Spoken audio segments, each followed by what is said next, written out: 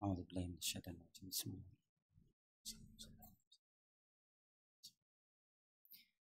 Assalamualaikum warahmatullahi wabarakatuh.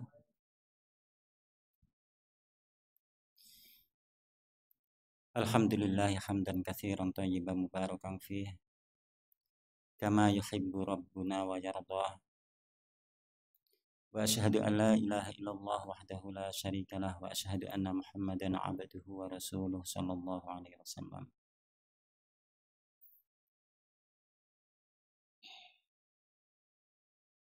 Ya ayyuhalladzina amanu taqullaha haqqa tuqatih wa la tamutunna illa wa antum muslimun. Allah Subhanahu wa ta'ala berfirman, wahai orang-orang yang beriman, bertakwalah kalian dengan sebenar-benar takwa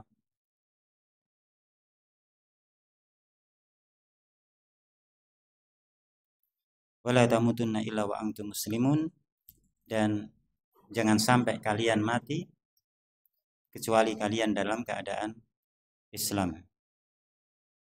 Dan apa yang Allah firmankan ini mendorong kita untuk senantiasa bermohon pada Allah Subhanahu wa ta'ala tentang al-istiqamah, yakni terus-menerus di atas kebajikan, terus-menerus untuk meninggalkan kemaksiatan, karena tidaklah salah seorang dari kita mengetahui kapan ajal itu akan datang.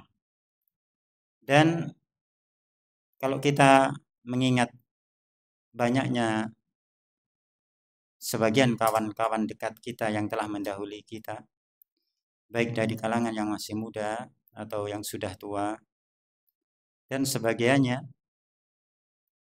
mereka telah Allah cabut nyawanya dalam keadaan mereka segar bugar tanpa disangka-sangka. Oleh sebab itu, ana mengingatkan kepada diri saya dan kepada antum sekalian untuk senantiasa istiqomah di atas al-haq, karena dengan hal tersebutlah kita ada harapan besar untuk selamat di hari yang kemudian nanti. Sehingga sampai ada sebuah pepatah Arab dikatakan di sana, al-istiqamatu khairum min alfi karamah. Istiqamah itu yakni senantiasa berada di atas al-haq, senantiasa berada di atas peribadatan kepada Allah Subhanahu wa ta'ala, senantiasa berada dalam usaha yang maksimal dalam meninggalkan apa yang Allah larang. Maka keistiqomahan ini khairum min alfi karamah, lebih baik dari 1000 keramat, yakni 1000 kemuliaan. Dan sebagian menyebutkan al-karamah di sini adalah suatu anugerah yang sangat besar yang diberikan kepada wali-wali Allah. Ya. Namun istiqomah ini padanya terkandung kebaikan yang berlipat-lipat daripada sekedar karamah. Ini sebagian dari pepatah Arab mengatakan demikian. Akan tetapi memang al-istiqamah itu adalah jalan bagi kita untuk selamat, karena seseorang itu dinilai nanti pada akhir hayatnya. Bisa jadi kita melangkah pada awal-awal kehidupan, pada pertengahan kehidupan dalam kebaikan, masih mau senantiasa menuntut ilmu, ya. Tapi kadang setan nanti akan datang memberikan waswas. Alladzi yuwaswisu fi sudurin nas, yang mereka akan memberikan waswas, kegoncangan ke dalam dada-dada manusia, yakni para setan tersebut. Jamaah rahimani wa rahimakumullah. Kemudian melanjutkan dari apa yang telah kita sebutkan dari beberapa materi azkar yang telah lalu.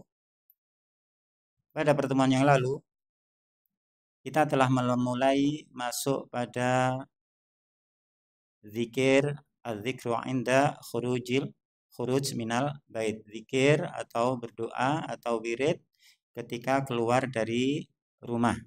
Dan kemarin telah kita sebutkan sebagiannya. Yang pertama adalah hadis Ummu Salamah, ya. di mana Rasulullah Shallallahu Alaihi Wasallam diriwayatkan oleh Ummu Salamah tidak pernah keluar dari rumah Ummu Salamah kecuali dalam keadaan dia membaca zikir ini dengan sebelumnya menengadahkan wajahnya ke atas, ya. Kemudian dia berdoa Allahumma a'udzubika, dalam riwayat lain disebutkan Allahumma inni a'udzubika, namun dalam kitab kita ini disebutkan Allahumma a'udzubika an adilla au udalla au azilla au uzalla au azlima au uzlama au ajhala au yujhala alayya. Ya Allah, aku berlindung kepada Engkau dari aku tersesat dan dari aku disesatkan, dari aku tergelincir dan dari aku digelincirkan, dari aku berbuat zalim dan dari aku dizalimi, dan dari aku berbuat bodoh dan dari aku diperbodohi oleh makhluk yang lainnya. Ini Nabi Shallallahu Alaihi Wasallam yang telah dijamin padanya surga, ya, dan tidak ada manusia terbaik atau bahkan tidak ada makhluk terbaik melebihi beliau. Beliau masih minta kepada Allah hal seperti ini. Kenapa? Itu sebagai pengajaran diantaranya bagi umatnya, dan itu juga sebagai bentuk kesyukuran beliau kepada anugerah Allah yang beliau dipilih menjadi manusia paling utama, ya, di antara makhluk-makhluk Allah yang diciptakannya. Dan juga di sana kita butuh senantiasa mengamalkan doa-doa ini, karena sebagaimana firman Allah Subhanahu wa taala, wa khuliqal insanu dha'ifa, dan manusia itu diciptakan dalam keadaan lemah. Kita ini lemah, benar-benar lemah. Bahkan saya telah lama ditimpa oleh suatu keburukan, dan saya merasakan baru hari ini tadi diberi Allah kemampuan, padahal sesuatu itu sangat ringan. Saya punya HP, dan di HP saya itu ada aplikasi yang mungkin mayoritas HP memang ada itu, ya, yakni aplikasi Facebook dan YouTube, ya. Pada asalnya hukum aplikasi itu mubah, ya, selama digunakan pada perkara-perkara yang mubah, ya. Namun kadang jiwa kita yang lemah, ketika mungkin kita mengakses pada channel-channel tersebut, ya, pada alamat tersebut sesuatu yang baik-baik, tapi kadang setan menggelincirkan melihat separuh dari kajian dalam YouTube atau dari Facebook, akan tapi mengambil 10 keburukan postingan yang ada di sana. Dan saya secara pribadi ternyata lemah dalam hal ini, dan saya ingin sekali untuk lepas dari hal seperti itu.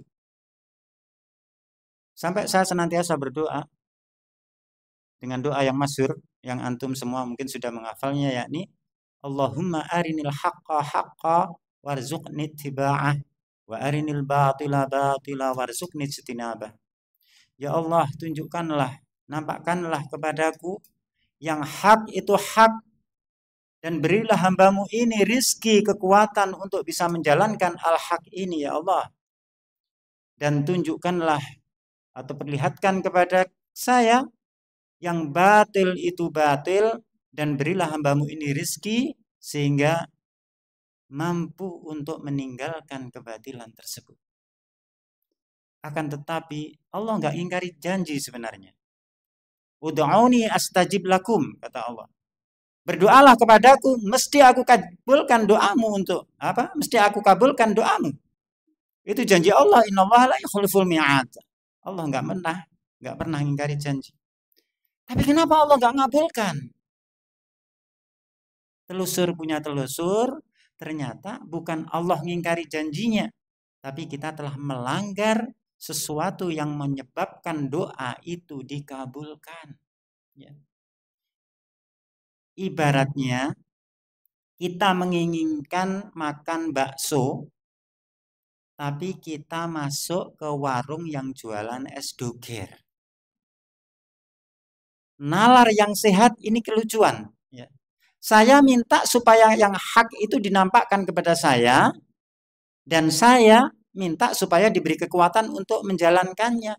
Tapi ketika al-haq itu datang kepada saya diberi kemampuan oleh Allah untuk menjalankannya, tapi ternyata saya menoleh kepada yang batil. Ya ini kan kebohongan diri kita kepada Allah, ketidakjujuran kita dalam meminta kepada Allah Subhanahu wa taala. Jamaah rahimani wa rahimakumullah. Kemudian sebagaimana firman Allah, fa amma bi ni'mati rabbika fahaddits. Berdasar ayat ini, fa amma bi ni'mati rabbika fahaddits. Fa amma atau wa amma ya. Wawu atau fa, Mas? Itu surat apa Pak Win? Bapak pirsa surat napa niki? Apa Al-Alaq ya? Wa amma bi ni'mati, kayake wawu nggih. Wa amma bi ni'mati rabbika fahaddits. Dan adapun terhadap nikmat Rabbmu yang dianugerahkan kepadamu, maka sebut-sebutlah. Maknanya engkau tunjukkan bahwasanya kau itu gembira dengan nikmat tersebut. Jangan engkau enggak menunjukkan kesenangan, tapi senang ketika Allah memberikan nikmat kepada kita. Tunjukkan kepada manusia, bukan dipamerkan ya, tapi tunjukkan sebagai bentuk kesyukuran. Senang, alhamdulillah rek, aku mari oleh ngene, aku mari oleh rezeki ngene, aku mari ditolong Allah koyok ngene. Jadi kita tunjukkan saya bentuk kesenangan. Nah, atas dasar ini Allah perintahkan kita, wa amma bi ni'mati rabbika fa'addits. Maka terhadap, atau fa'amma kayaknya ya, fa'amma bi ni'mati rabbika fa'addits, maka terhadap nikmat Rabbmu sebut-sebutlah ia sebagai bentuk kesyukuran. Saya bersyukur pada Allah Subhanahu wa taala, ternyata dalam waktu yang sekian lama saya meminta, baru hari tadi saya diberi kemampuan untuk bisa nganinstall, menghapus aplikasi tersebut. Bukan wajib dihapus aplikasi itu, enggak. Ini saya ceritakan kejadian ini untuk diambil ibrah aja, pelajaran ya. Bahwasanya untuk perkara yang sangat kecil, klik gitu aja. Jadi kalau kita masuk di HP kita paling nekan satu, kemudian ada pilihan hapus, uninstall, atau sembunyikan, atau apa, itu kan tinggal klik, berarti 2 klikan aja toh. Sangat ringan. Ternyata kalau Allah nggak tolong, kita nggak mampu. Maka Allah katakan, wa khuliqal insan, gimana itu? Wa khuliqal insanu dha'ifa. Dan manusia itu diciptakan dalam keadaan lemah. Nah, nek wis menyadari dirinya lemah, nggak bisa tidak, dia harus minta tolong kepada Zat yang Maha Kuat, Al-Qawi, ya, yakni kepada Allah Subhanahu wa taala dengan jujur. Ya. Jamaah rahimani wa rahimakumullah.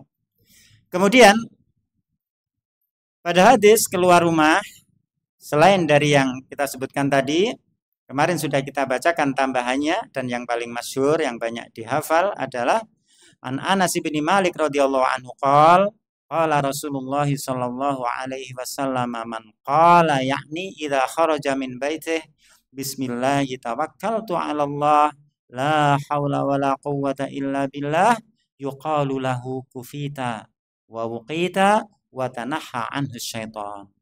Ya. Dari Anas bin Malik radhiyallahu anhu, beliau berkata, Rasulullah sallallahu alaihi wasallam bersabda, barang siapa yang mengucapkan ketika keluar dari rumahnya, bismillahi tawakkaltu 'ala Allah, dengan menyebut nama Allah, aku bertawakal kepada Allah. Kemudian dia mengucapkan lanjutannya, la haula wala quwwata illa billah, tidak ada kemampuan dan tidak ada kekuatan illa billah, kecuali dengan takdir dan pertolongan dari Allah Subhanahu wa taala. Maka dikatakan oleh orang yang mengucapkan doa ini, yuqalu lahu, hai fulan kufita, kamu telah dicukupi. Kalau Allah yang mencukupinya, siapa yang bisa nguranginya? Gak akan pernah ada makhluk yang mampu mengarungi apa yang Allah cukupkan padanya. Syaratnya yakin. Dan yakin gak yakin, Allah mesti seperti itu. Dan kita butuh yakin padanya. Yang butuh itu kita. Kufita, kamu telah dicukupi ya fulan. Dan wawu kita, engkau telah dijaga ya fulan. Ya. Kemudian watanaha anhu syaitan, setan lari, setan menyingkir dari orang tersebut. Kemudian wa fi riwayati Abi Dawud, dan dalam riwayat Abi Dawud, rahimahullah taala.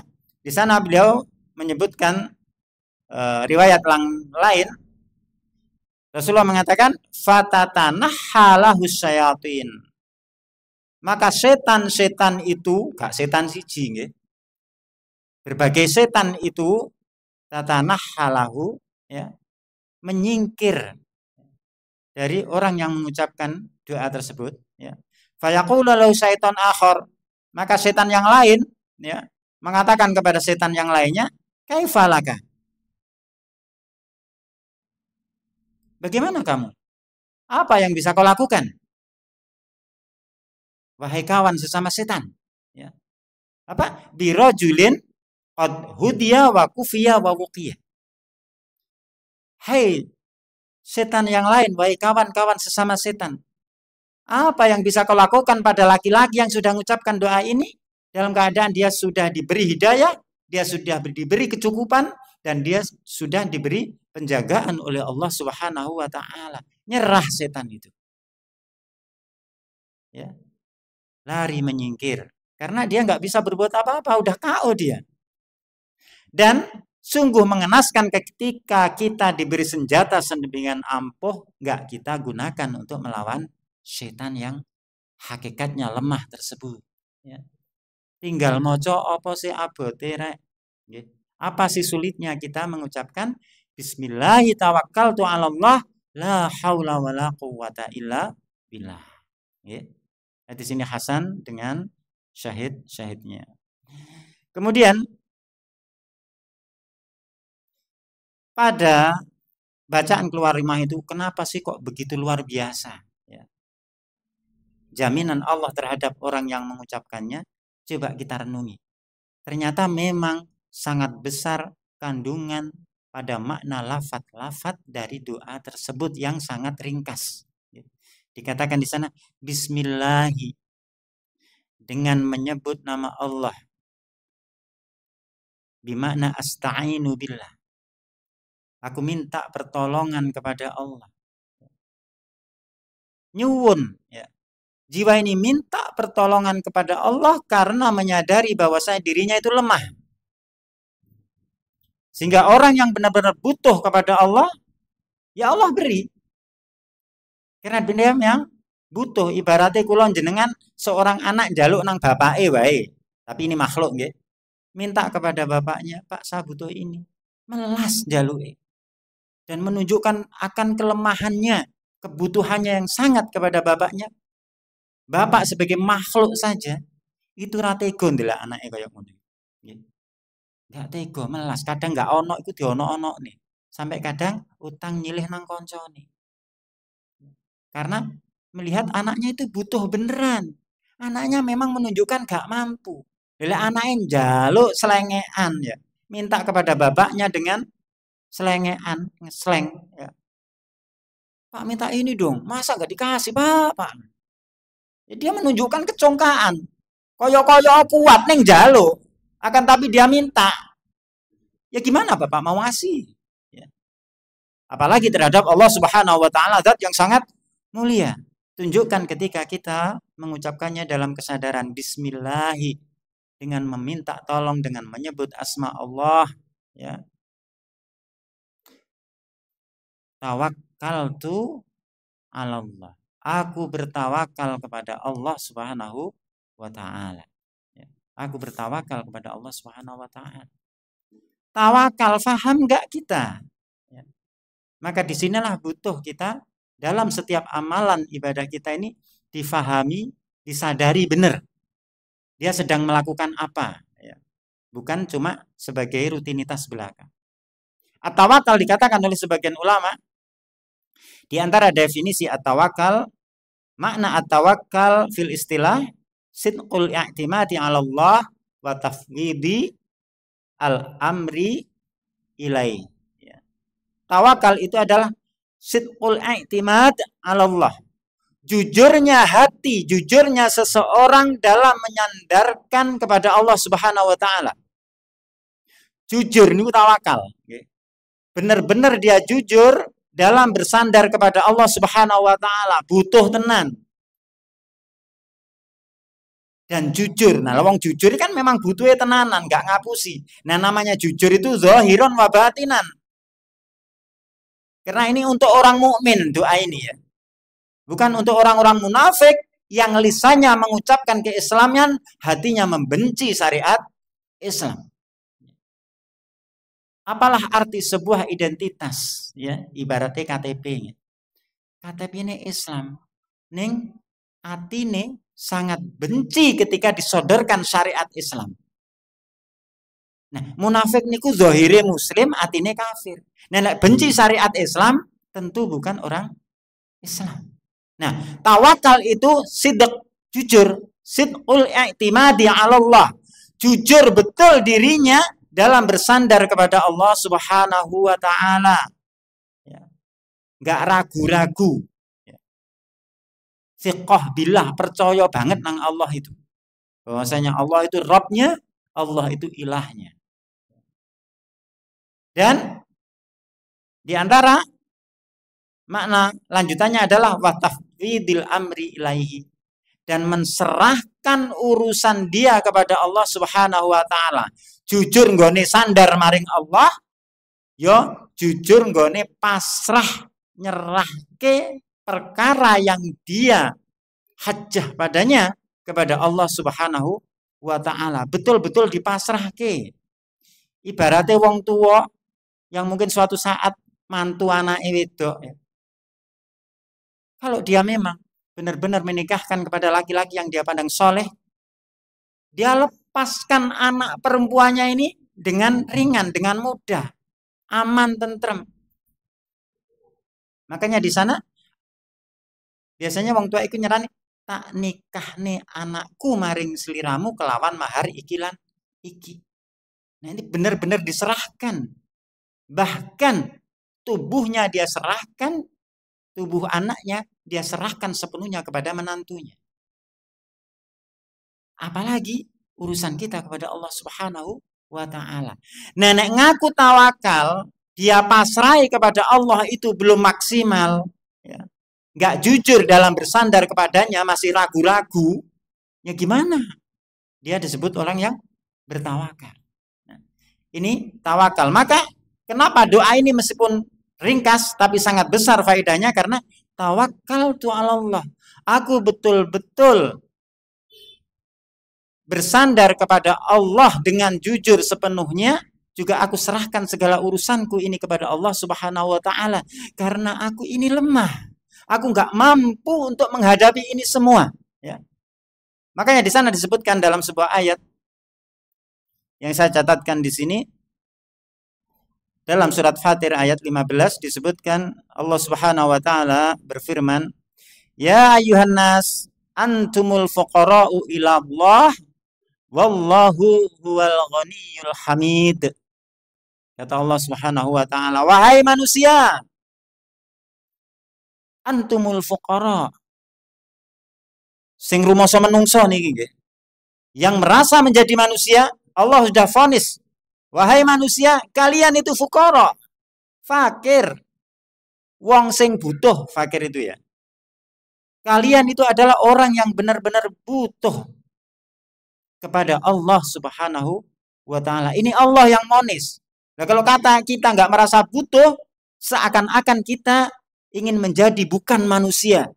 Ya.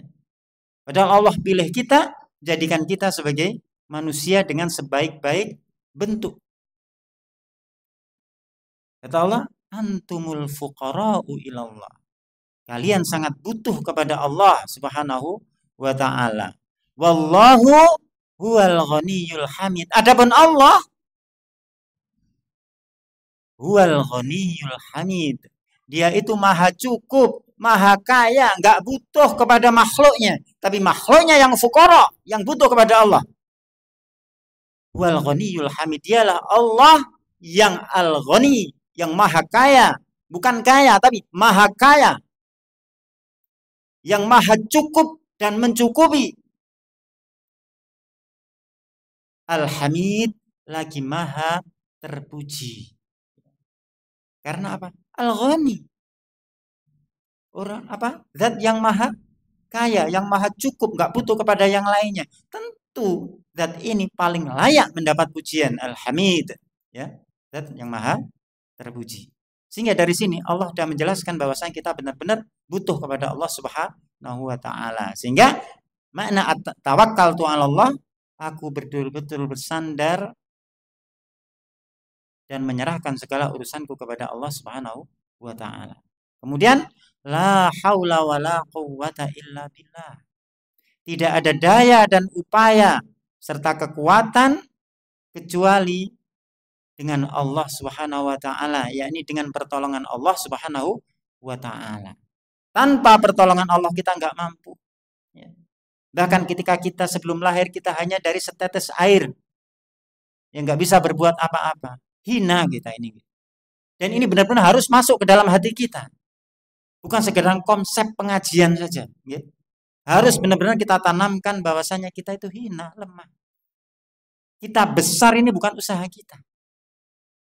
Dari bayi kemudian Allah ilhamkan kepada ibu kita untuk menyusui kita, ngopeni kita dalam keadaan dia lelah dan capek. Kita sangat lemah, hadirin semuanya. Ya.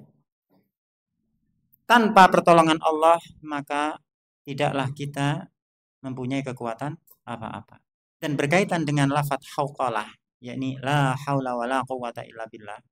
Di sana datang hadis dari Abi Musa al-Asy'ari, dari sahabat Nabi Abi Musa al-Asy'ari radhiyallahu anhu, karena Nabi sallallahu alaihi wasallam bersabda bahwasanya beliau meriwayatkan Nabi sallallahu alaihi wasallam bersabda kepada beliau, kata Rasul sallallahu alaihi wasallam, ala adulluka ala kanzin min kunuzil jannah. Maukah engkau aku tunjukkan suatu perbendaharaan, suatu harta simpanan yang luar biasa besarnya, yang luar biasa agungnya, yang luar biasa nilainya? Maukah kau aku tunjukkan suatu harta simpanan, suatu perbendaharaan dari perbendaharaan surga?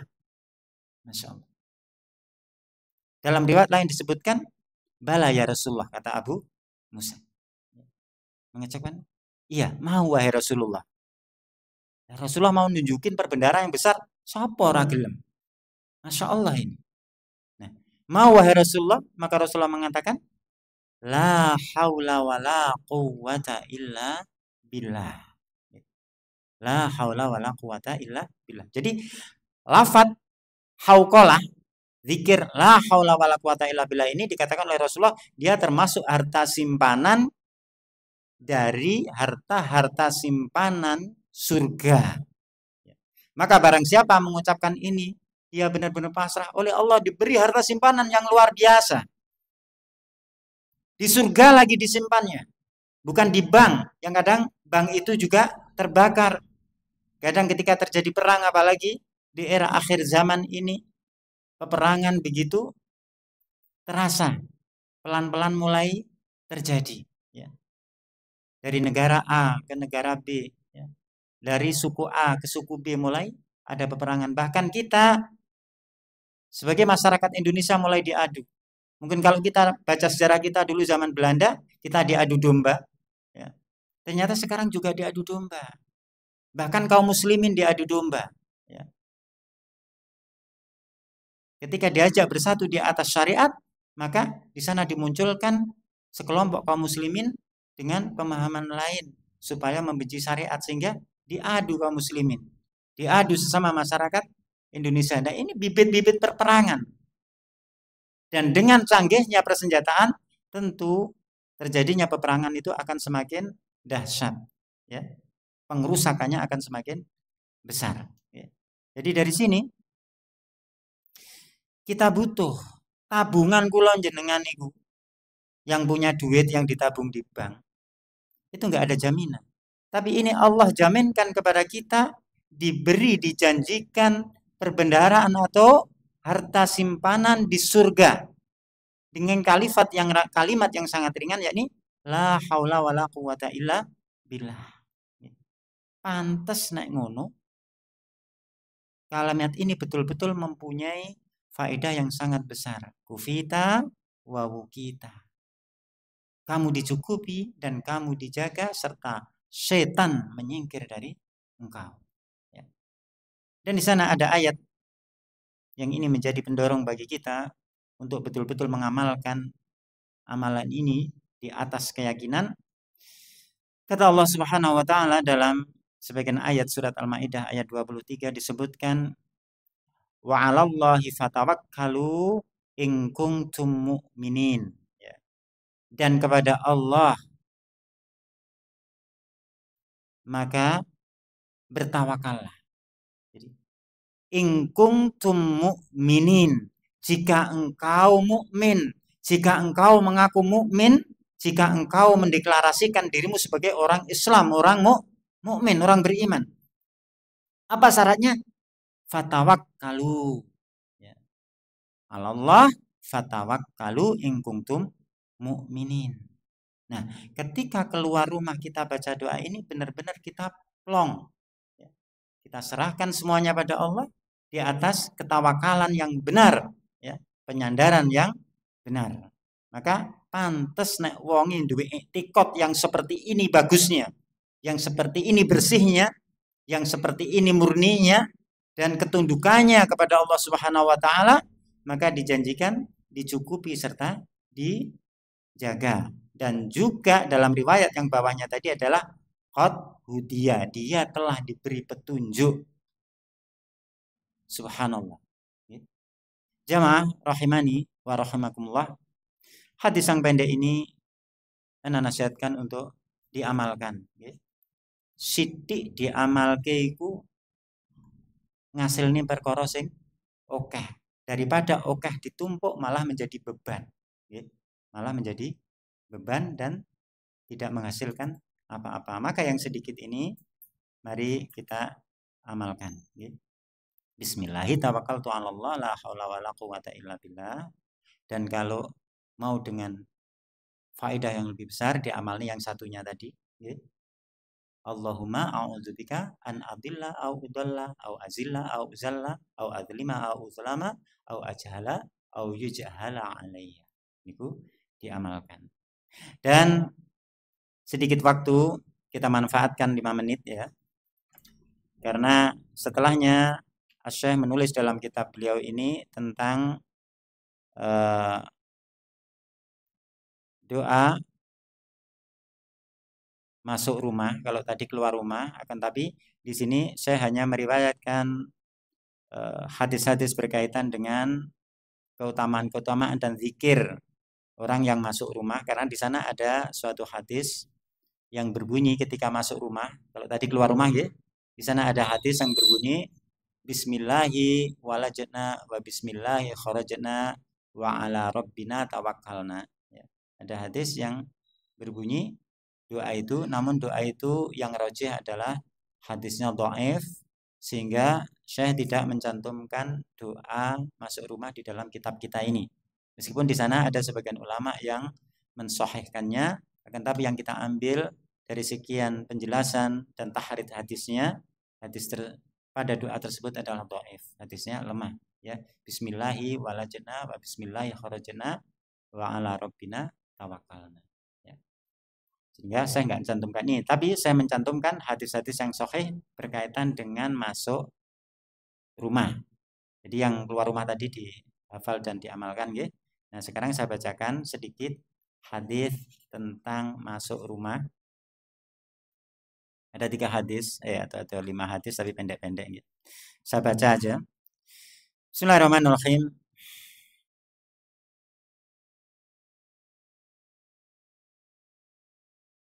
Saya menyebutkan satu bab. Barang siapa yang masuk rumahnya, dia mengatakan bismillah wa yusallim ala man fil bait, yang mengucapkan bismillah juga memberi salam terhadap orang yang ada di dalam rumah, meskipun itu rumah dia sendiri ya.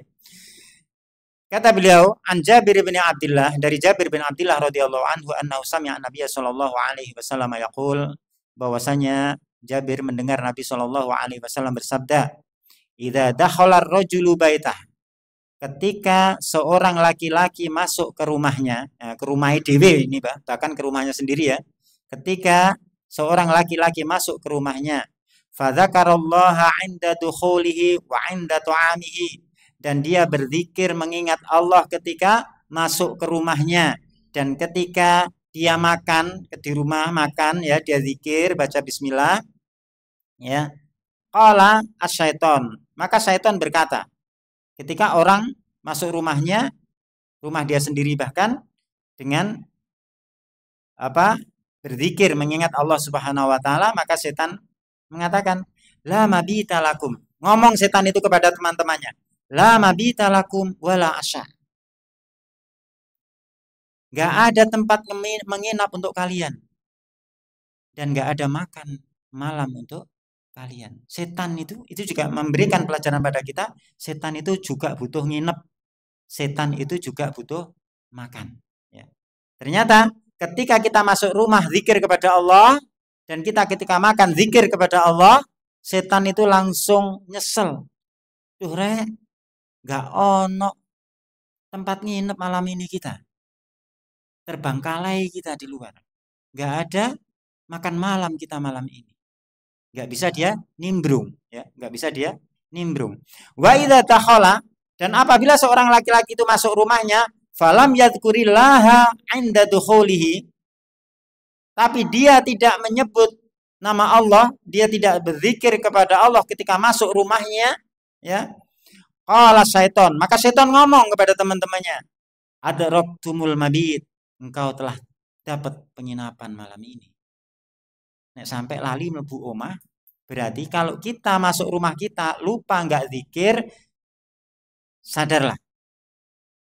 Berarti setan nginep di rumah kita. Maka jangan sampai lupa. Mosok nginep karo setan, rek.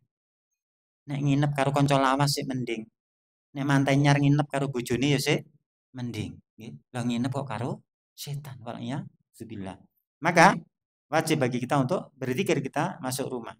Wa idza lam yadhkurillaha 'inda ta'ami, kata Rasulullah, dan ketika seorang itu tidak berzikir atau tidak menyebut nama Allah ketika makan, qala, maka setan mengatakan pada temannya, adraktumul mabita wal asya'a.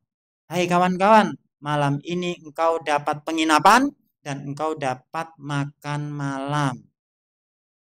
Akhirnya tuan rumah nginepe karo setan, makan malame, apa lek bahasa kerene sakniki makan malam itu? Napa? Dinner. Dinner, Masya Allah. Jadi asak, kalau bahasa Arabnya al-asak, ya, makan malam. Maka orang itu akan nginep di rumahnya dan makan malam di rumahnya bersama setan. Wala'iyadzubillah. Maka jangan sampai lali. Hadis ini riwayat Muslim dan masih ada beberapa hadis, namun waktu yang sudah menjelang Isya. Insya Allah apa yang sedikit ini kalau kita mengamalkannya memberikan faedah yang sangat besar dengan apa yang Allah janjikan dan yang Rasulullah Shallallahu Alaihi Wasallam khabarkan janji tersebut kepada kita. Kita bermohon pada Allah Subhanahu Wa Taala taufik. Mudah-mudahan apa yang kita dengar, meskipun kita yang hadir dengan segelintir orang ini, kalau kita mengamalkannya, sungguh Allah beri kepada kita suatu harta simpanan yang sangat besar. Allahumma arinal haqqa haqqa warzuqna ittiba'ah wa arinal batila batila warzuqna ijtinabah wa sallallahu ala Muhammadin wa ala alihi wa sahbihi ajma'in wa akhiru da'wana anil hamdulillahi rabbil alamin. Subhanakallahumma wa bihamdik asyhadu an la ilaha illa anta astaghfiruka wa atubu ilaik.